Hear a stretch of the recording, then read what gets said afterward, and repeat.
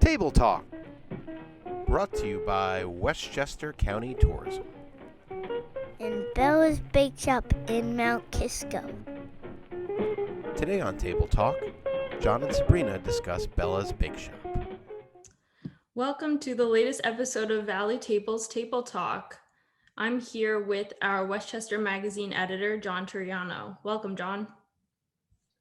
Hello, thanks for having me. Excited to be on a podcast. First time actually on a podcast, I believe. I've been on radio stations before, but not podcasts. Oh, cool.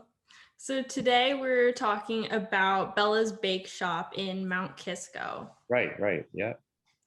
So when was the first time you visited Bella's? Oh, I was there about a month and a half ago. They had just opened a month or so before that. They're really new. They just opened earlier this year. And yeah. And who owns Bella's? It's David and Tatiana, and their last name is Chia Pinelli. Hope I pronounced that correctly. Yeah, they're a young couple. And and it's funny, he used to be he went to West Point, and he used to be a tank commander in the Army, believe it or not. And now he's baking croissants. So, it's, kind of bust a stereotype, right? Absolutely. Do you know what motivated him to open the bake shop?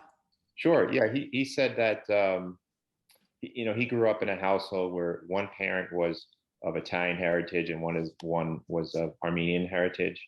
And he said there was a lot of just cooking, always like cooking and baking going on. And so he really just got a passion for it just growing up. And he never went to school for it, by the way. He's a self-taught baker, but it was just something he always wanted to do.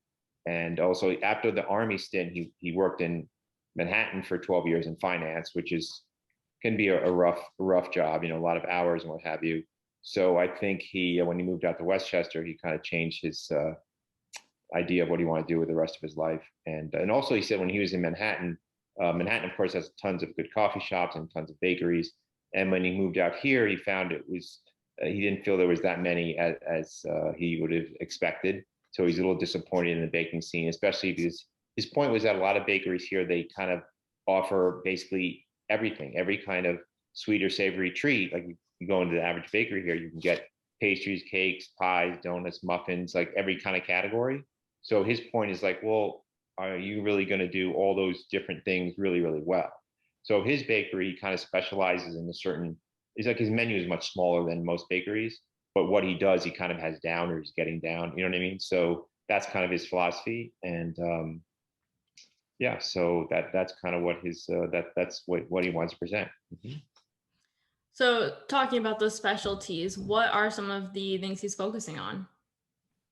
Right. So his signature products, among them are things that you wouldn't necessarily make at home. Like he doesn't really have brownies or chocolate cookies because, so many people can make those themselves. There's so many good recipes out there, and they're relatively easier to make compared to other things. So he does things like his specialties are croissants and macarons and sourdough bread and things that most people are not going to make at home, and things that take a lot of skill and practice to do. Like a croissant, for example, to make a croissant is like you have to roll out dough, you have to proof the dough, you have to chill the dough, take it out, roll it again, put it back in and chill. It's so many steps. Who's going to do that at home? So, and it's really something that he considers like a craft and an artisan thing to do, right? So really it's a skill, it's a real true skill, and it takes a lot of effort, and he takes pride in doing it the right way. You know what I mean? So those are the kind of things that he wants to do. So macaron is the same kind of thing. I mean, to make that at home would be a whole process, and most people probably want to come out looking even like a macaron, right? So so those are some of the things that he does, and he takes pride in it. He really wants to do. He's kind of like a perfectionist, and he really wants to do it the right way. So. Wow, that sounds incredible. I had no idea so much work goes into a croissant. Yeah, croissants are tough. Well, if you ever look at a croissant, I mean, it literally has so many layers that are so super thin, but it puffs up and it's flaky and all this. So to get it that way is a lot of you have to take it out and you have to have it where it's chilled a certain temperature before you roll it out, and then you have to proof it, and it's just a lot of steps. So yeah. So when you went, what did you try? I tried the macarons. I tried like 6 of them. They gave me some to take home. And he has a good coffee program there. I'm not really much of a coffee drinker. I'm not a coffee expert, but he uses, and that was another thing. When he was in the city, he said a lot of these bakers have really good quality coffee to pair with their treats. And so he uses a place out of Nolita in the city called Counterculture. I don't know if you've heard of it. Yeah, they're great. Yeah, it's a specialty roaster.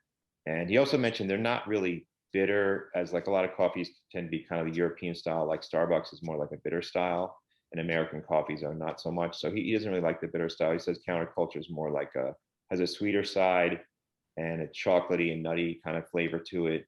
And that's what he uses for his coffee. So if you're a coffee person, but you don't like the European kind of more bitter, European coffees tend to slant toward more bitter. So he goes for more American kind of style of coffee. So yeah.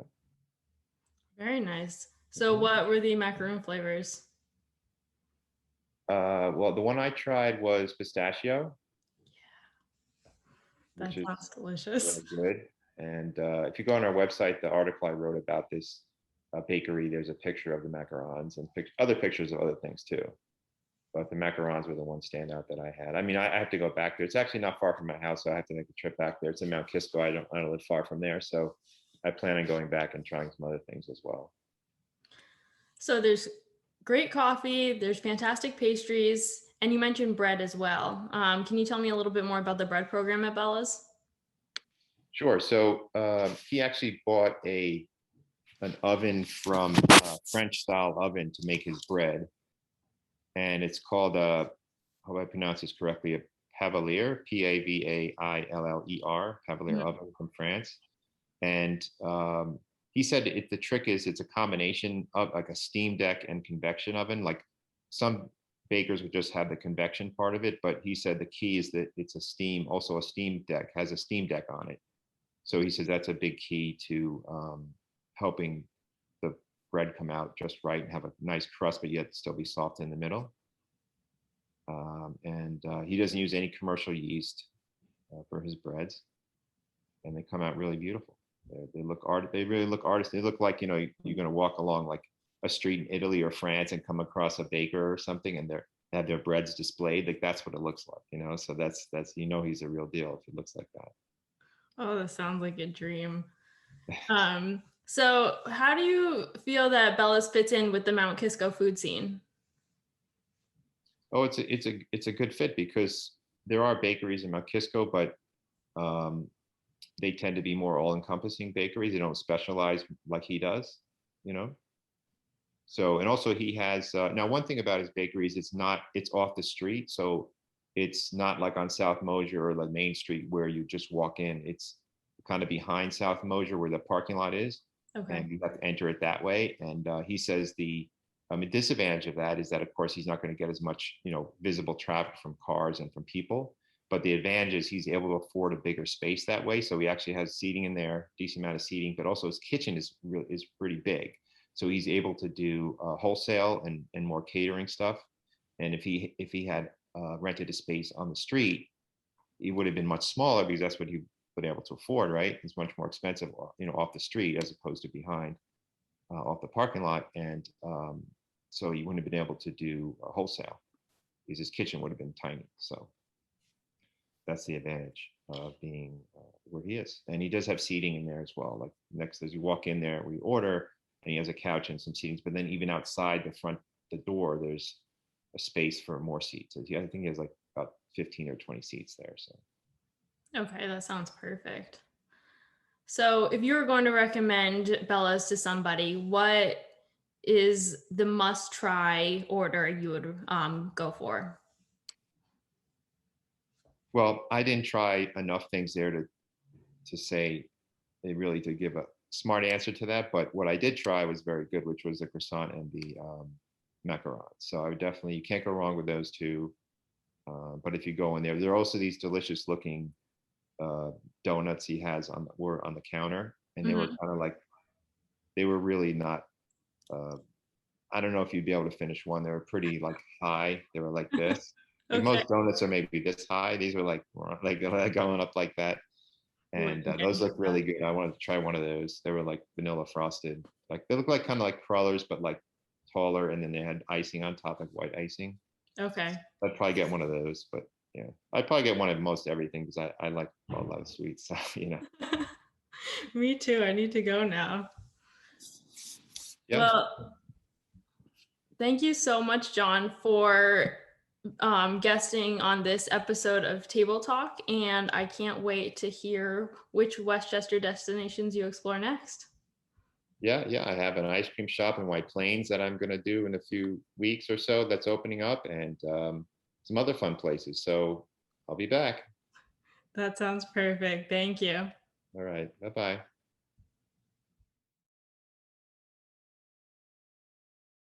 How's that? Be super quiet.